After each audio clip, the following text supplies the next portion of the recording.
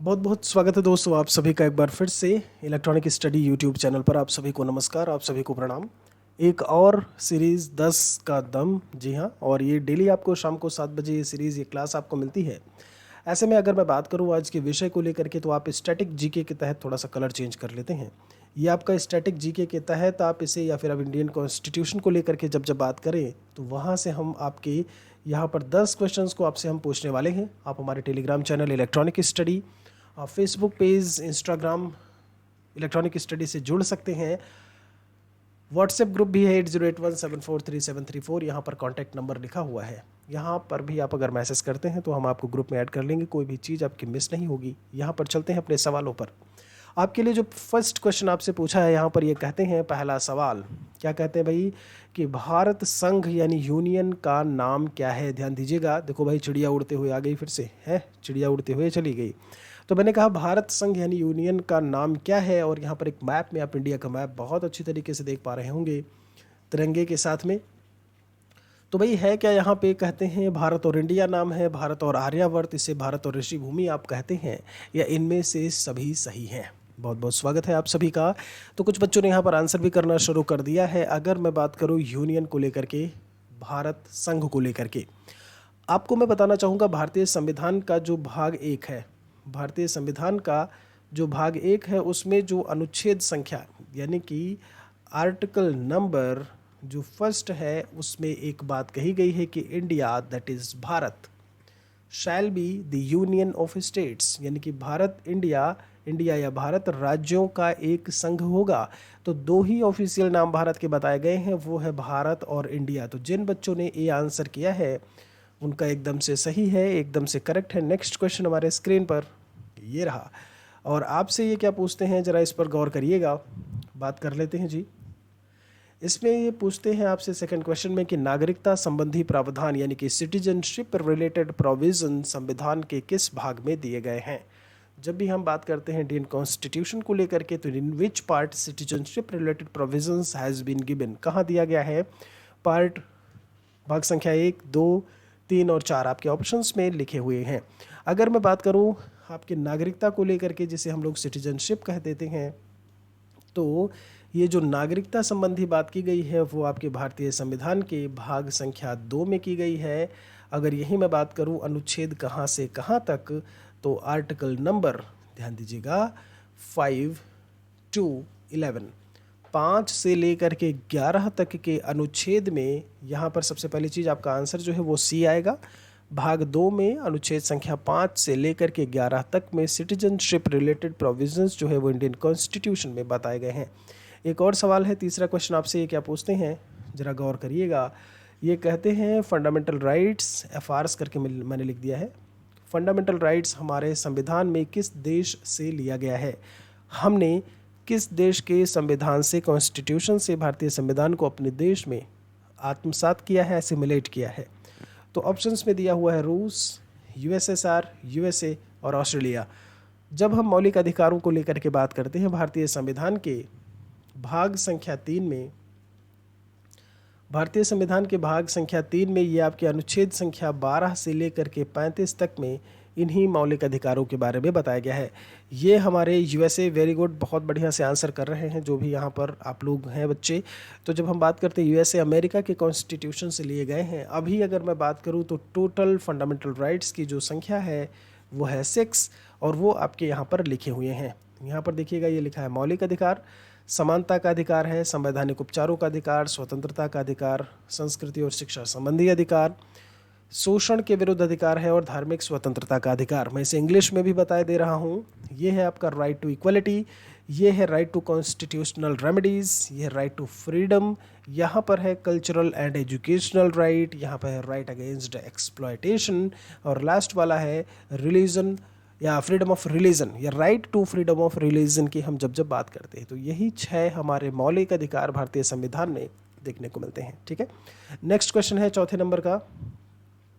आपसे चौथे पे क्या पूछा है भाई, तो जो 4th नंबर में आपसे इन्होंने सवाल किया है, ये कहते हैं, एक बार मैं चिड़िया उड़ाने में मज़ा आ रहा है नहीं।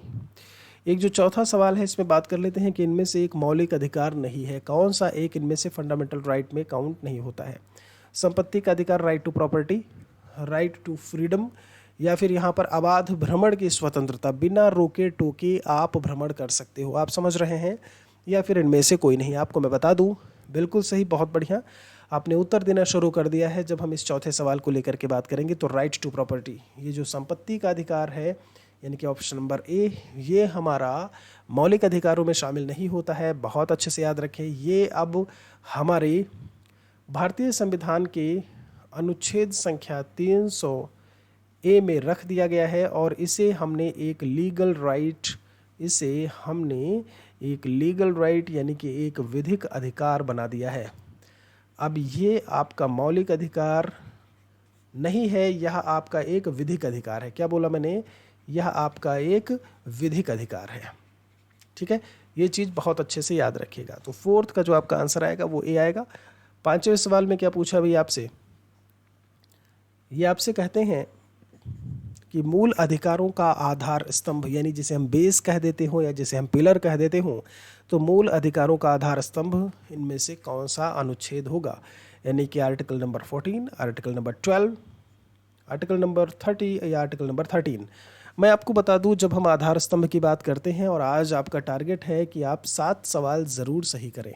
जी हाँ, आपका जो स्कोर है वो 7/10 ऐसे होना चाहिए। ठीक है, तो जब हम बात करते हैं, काफ़ी बच्चे हैं जो यहाँ पर सही कर रहे हैं, कुछ बच्चे हैं जो बिल्कुल से गलत भी हो रहा है ऐसे में।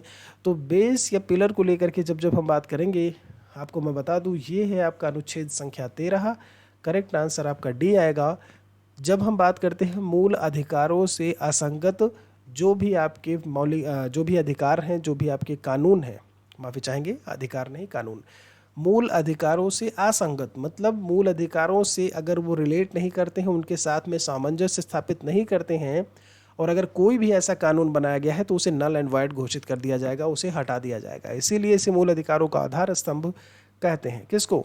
अनुच्छेद संख्या 13 को। ठीक है, चलिए तो चलते हैं एक और क्वेश्चन पर। छठा सवाल आपसे क्या पूछा है इन्होंने? 6th क्वेश्चन में भाई आपसे बोलते हैं कि मूल कर्तव्य, जब हम फंडामेंटल ड्यूटी की बात करते हैं, यहाँ पर एफडी मैंने लिख दिया है, फिक्स डिपॉजिट नहीं है, फंडामेंटल ड्यूटी है आपका ये। तो फंडामेंटल ड्यूटीज़ जो है वो न्यायालय यानी कोर्ट में वाद यानी कि जस्टिसएबल होते हैं। ये कथन सही है या गलत है? तो इन्होंने एक में बोला सत्य है, ट्रू है, फॉल्स है, कांट से, कह नहीं सकते, या फिर none of the above. Options जो भी है यानी कि इनमें से कोई नहीं। तो क्या मौलिक कर्तव्य कोर्ट में जस्टिसएबल होते हैं? आपको मैं बता दूं, जब हम जस्टिसएबल की बात करते हैं, दैट मीन्स अगर जस्टिसएबिलिटी को लेकर के बात की जाए, वाद का मतलब ये होता है कि अगर हमारे जैसे मौलिक अधिकारों को ले लिया जाए तो ये हमारे जो कोर्ट होते हैं, जो न्यायालय, उसमें ये जस्टिसएबल होते हैं। मतलब कहने का ये है, अगर कोई भी हमारे मौलिक अधिकारों का हनन करता है तो हम सुप्रीम कोर्ट, हाई कोर्ट या फिर उनके सबऑर्डिनेट कोर्ट्स के पास में जा सकते हैं कि भाई हमारे मौलिक अधिकारों का वायलेशन हो रहा है, हनन हो रहा है, नुकसान हो रहा है, हमारी हेल्प कीजिए। ठीक है, तो ये चीज़ ध्यान रखिएगा। जबकि जो फंडामेंटल ड्यूटीज़ हैं हमारे, जब हम बात करते हैं, वैसे यहाँ पर मैं आपको बता दूँ, जो फंडामेंटल ड्यूटीज़ ना हो करके यहाँ पे एग्जैक्टली जो है वो डीपीएसपी होना चाहिए। लेकिन कोई दिक्कत नहीं है, अगर आप मूल कर्तव्य भी कर देते हैं तो मूल कर्तव्य में जो हमारे कर्तव्य हैं, कोई अगर फॉलो नहीं करता है उन्हें, अगर कोई फॉलो नहीं करता है तो आप जबरन उसे फॉलो नहीं करवा सकते। ठीक है, तो ये चीज़ आप इसे में रख सकते हो कि ये आपका स्टेटमेंट जो है वो इनकरेक्ट है। वैसे भी यहाँ पर डीपीएसपी जो होता है वो directive principles of state policy, जिसे हम राज्य के नीति निर्देशक तत्व कहते हैं, वो भी नॉन जस्टिसएबल यानी वाद योग्य नहीं होते हैं। ठीक है, केवल फंडामेंटल राइट है, मौलिक अधिकार हैं जो कि वाद योग्य होते हैं। तो करेक्ट आंसर आपका यहाँ से भी आएगा। अब यहाँ पर नागरिकों के कर्तव्य कौन से हैं जी? जैसे हमने जो कर्तव्य की हमने बात की, तो मैंने कहा आपको नागरिकों के कर्तव्यों के बारे में बता देते हैं। आप जरा यहाँ पर देख पा रहे होंगे, अच्छी तरीके से आप इसका एक स्क्रीनशॉट ले सकते हो। एक आपका, जब हम फंडामेंटल ड्यूटीज़ की बात करते हैं तो एक और आपका फंडामेंटल ड्यूटी जुड़ा है 51A में। जो फंडामेंटल ड्यूटी है वो हमारे भारतीय संविधान के भाग 4 का में आर्टिकल नंबर 51A में इनके बारे में पूरी इन्फॉर्मेशन दी गई है। आप इसे ए भी कह दो, कोई दिक्कत नहीं है। और इसी में एक आपका 11th भी फंडामेंटल ड्यूटी जो है वो 86वें संविधान संशोधन 2002 से जोड़ा गया। तो उसमें अभिभावक और जो संरक्षक हैं उनके जो माता पिता हैं उनके द्वारा 6 से 14 वर्ष के बच्चों को शिक्षा को लेकर के जो बात की गई है कि वो उसके लिए प्रतिबद्ध होंगे, वो शिक्षा दिलाएंगे। ठीक है, ऐसे में तो आप जो ड्यूटीज़ की बात है वो 11 हैं, इसे आप अपडेट कर लीजिएगा। एक चीज़, एक और सवाल की तरफ चलते हैं। 7वें सवाल में क्या पूछा है आपसे, ये कहते हैं समवर्ती सूची यानी कि कंकरेंट लिस्ट किस देश की देन है। हम ये समवर्ती सूची कहाँ से लेते हैं? तो अमेरिका है आपका, ऑप्शन में आपका अमेरिका दिया है, रूस दिया है, फ्रांस दिया है, या फिर इनमें से कोई नहीं। देखिए, जब हम बात करते हैं जब भी हम बात करेंगे स्केड्यूल को लेकर के अनुसूची,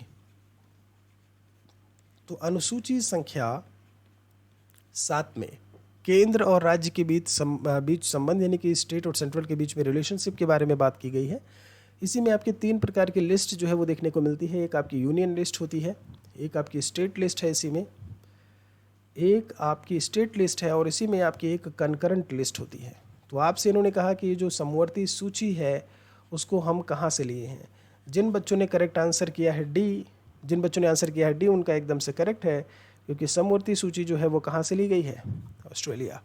कोई दिक्कत समस्या नहीं होनी चाहिए। एक ही बार में हमने चीज़ें भी बता दी आपको कि अनुसूची संख्या 7 में क्या है और बाकी सारी बातें। एक 8वें सवाल की तरफ चलते हैं, और 8वें में क्या पूछा है भाई आपसे, ये कहते हैं कि लोक स्थान यानी कि पब्लिक प्लेस पर धूम्रपान करना उल्लंघन है। किस अनुच्छेद का उल्लंघन है? अगर हम पब्लिक प्लेस पर सिगरेट वगैरह पी रहे हैं, है नहीं, पान मसाला पुड़िया खा रहे हैं, नहीं, फुक्की मार रहे हैं, जो बीड़ी पी रहे हैं, तो article number 21A, article number 21, article number 17, article number 40, ये आपके ऑप्शंस आपके स्क्रीन पर दिए हुए हैं।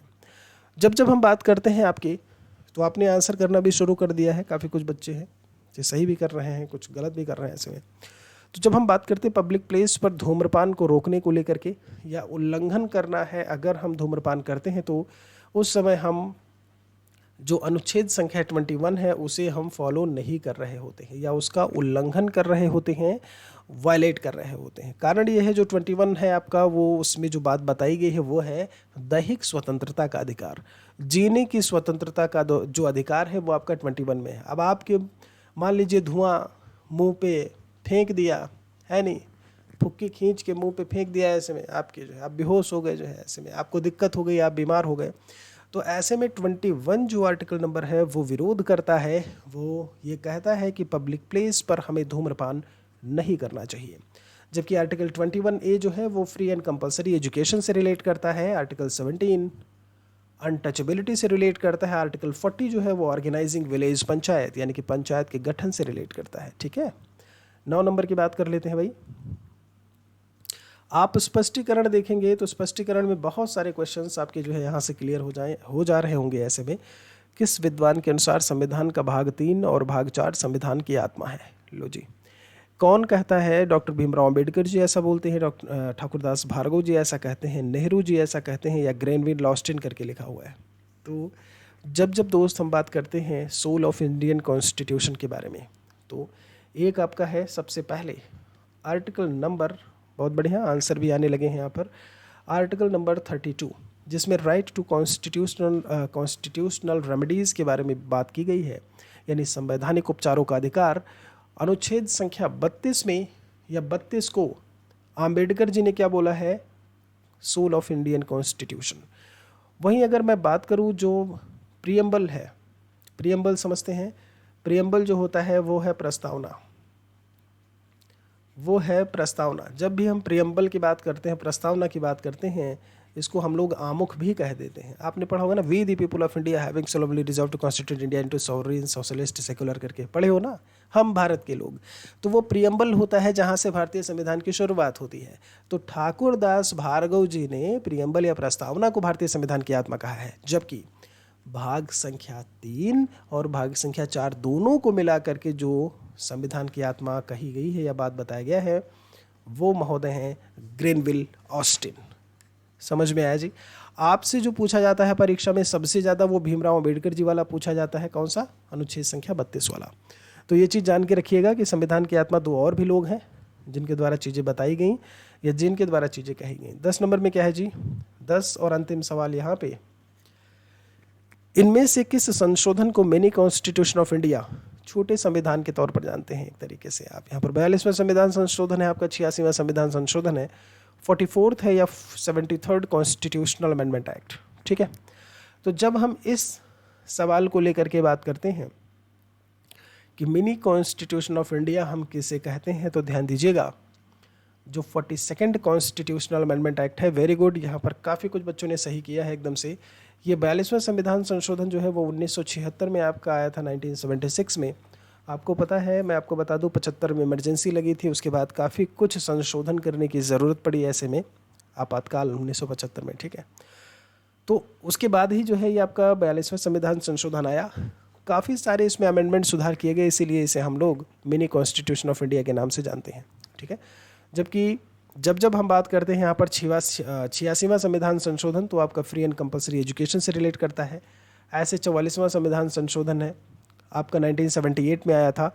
यहाँ पर आपसे एक सवाल है, क्वेश्चन ये है कि 73rd कॉन्स्टिट्यूशनल अमेंडमेंट एक्ट जो है वो किससे रिलेट करता है। एक सवाल मैं आपसे पूछता हूँ ना, यहाँ पे जो करेक्ट आंसर है फिलहाल ए है, लेकिन 73वां संविधान संशोधन आपका किससे रिलेट करता है, कमेंट सेक्शन में आप ज़रूर बताइएगा। और यहाँ पर फिलहाल के लिए आपका जो 10 का दम का ये सीरीज़ था, अभी सीरीज़ मीन टू से ये आपका जो लेक्चर था वो ख़त्म हो चुका है। कुछ भी अच्छा लगा हो तो बाकियों तक भी इसको आप ज़रूर पहुँचाइएगा, ध्यान दीजिएगा।